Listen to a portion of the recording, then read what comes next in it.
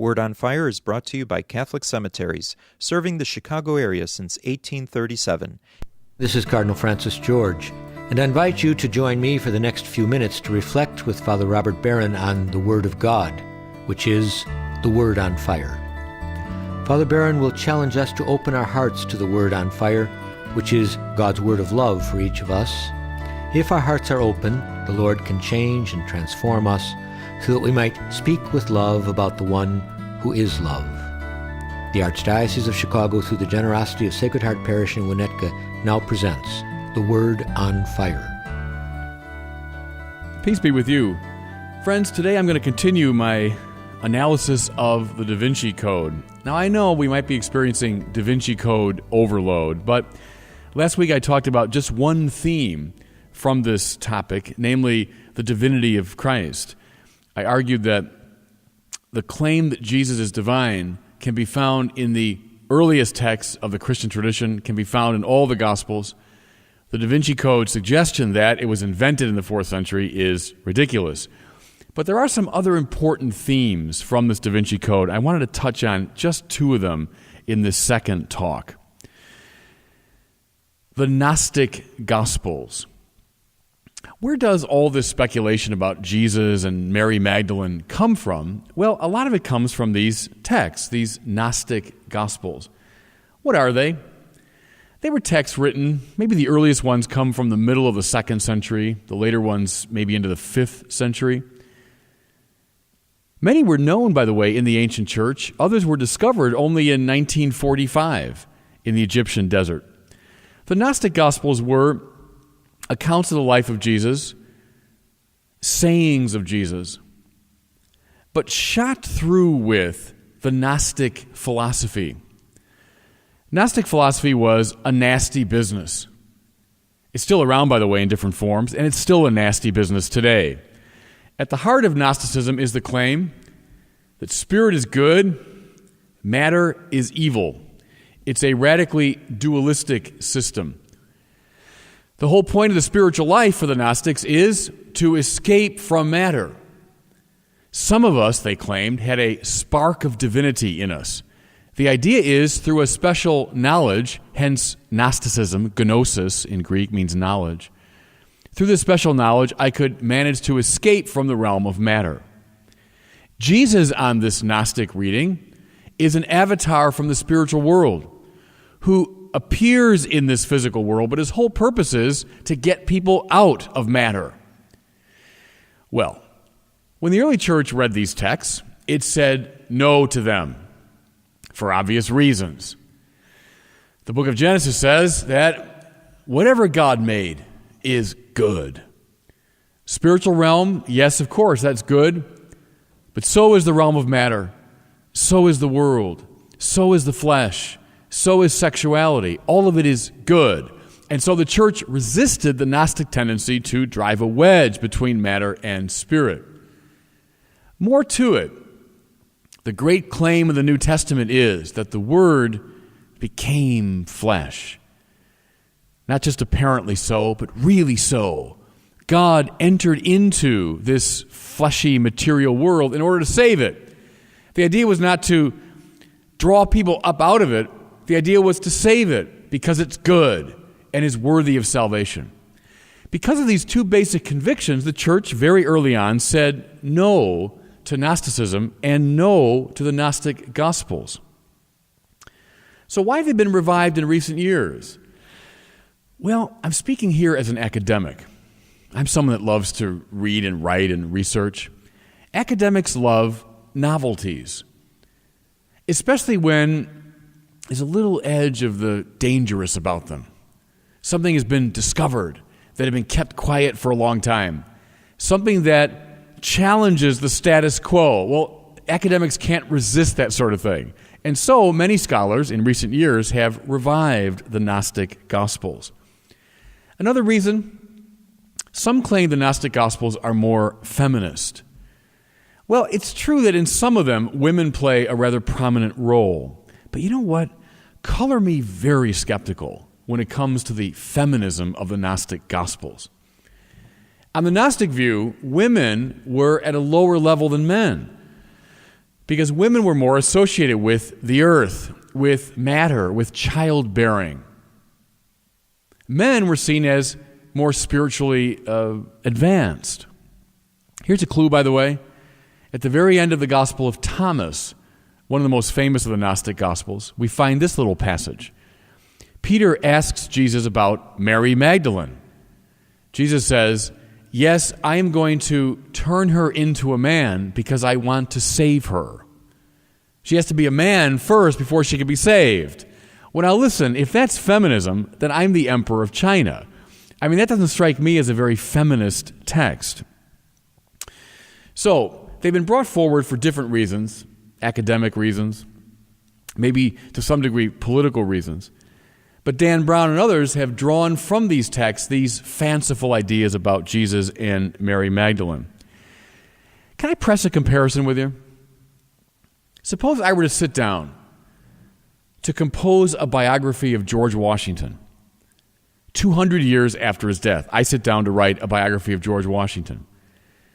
And it's fanciful, not relying on historical sources, but coming out of my own imagination. And in this story, I say George Washington had an affair with Dolly Madison, and the two of them had a child together. And then I place in the mouths of George Washington and Dolly Madison, the other characters, my own peculiar philosophy. That's pretty close to what the Gnostic Gospels do in regard to Jesus. Written long after his time on earth, written not with historical accuracy in mind, written to put forward a peculiar philosophy. Why anyone would think these Gnostic Gospels, therefore, are more reliable than the canonical Gospels is beyond me. But that's where an awful lot of this business is coming from. The view that they give a more accurate account of Jesus is just nonsense. A second theme now I want to talk about.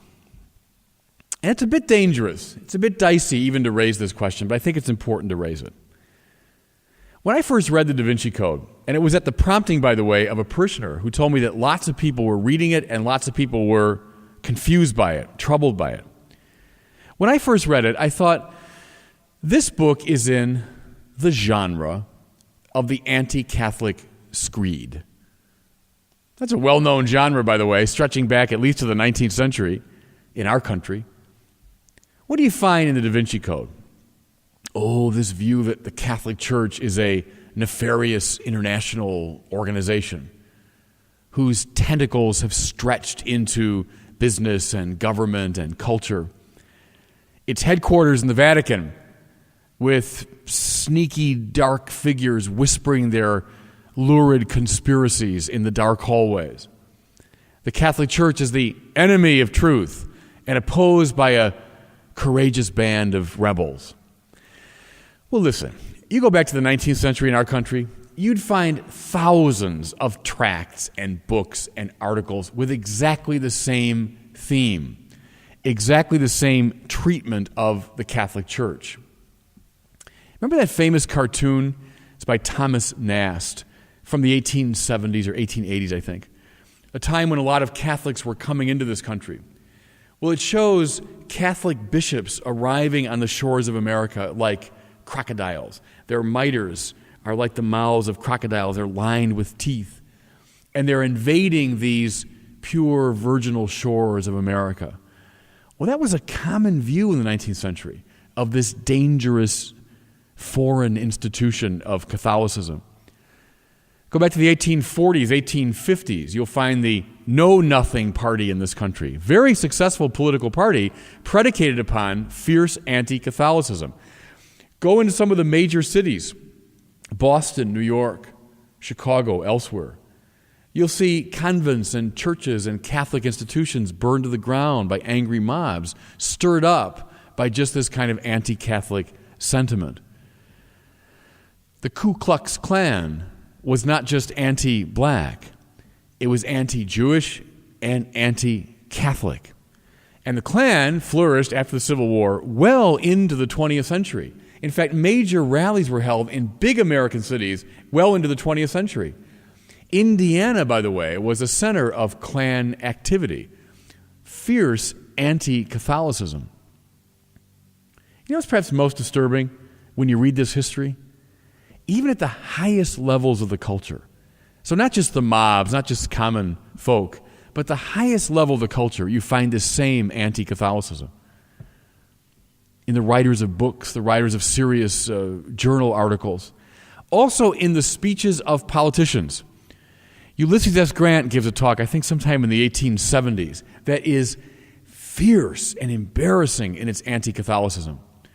And the same, frankly, is true of Woodrow Wilson, now well into the 20th century, will give a speech that is unnerving in its anti-Catholicism. Al Smith runs for president in 1924, fiercely opposed because of his Catholic faith. You know, a fair amount of this went underground after the election of JFK in 1960. But you know what the Da Vinci Code convinced me of? It didn't really go that far underground. You know, in polite society, you're not going to find this explicit anti-Catholicism, but I think this very deep strain is still discernible within the culture. And when I read the book, I thought, that's what this is. It's a revival of these old ideas. So what do we do? What's the right reaction to this book that denies the divinity of Jesus, that brings forward in an irresponsible way the Gnostic Gospels, that revives to some degree these nasty anti-Catholic sentiments? Well, my own feeling is we shouldn't engage in boycotts. We shouldn't engage in lawsuits and that kind of direct action. I think that tends to backfire and tends probably just to make the book and the movie a bit more popular. But I do think we Catholics ought to be clear, bold, and articulate in our opposition to the themes of this book. Not hysterical, but not naive. Clear, intelligent, articulate in our opposition. I think it's good, by the way, let your kids go to the movie. Let some young people read the book, but then sit down, have a good conversation with them, point out the difficulties, point out the problems. And finally this, let this be a teachable moment, as they say, an opportunity for the church to deepen its understanding of its own faith. How many popular novels do you know mention Jesus, St. Mary Magdalene, Opus Dei, the Vatican, the Council of Nicaea? Well, not many that I know of. Now, mind you, the Da Vinci Code gets almost all of it wrong. All of it's mixed up, but the themes are raised.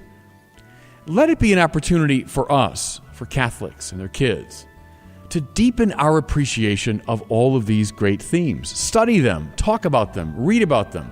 Go on the web. There's some very fine sites that go through the abuses of the Da Vinci Code. Read those. Acquaint yourself with the literature. Let's take advantage of this moment. Just a last thought. You want a moving, brilliant, literarily compelling, theologically rich account of the life of Jesus? Don't read Dan Brown.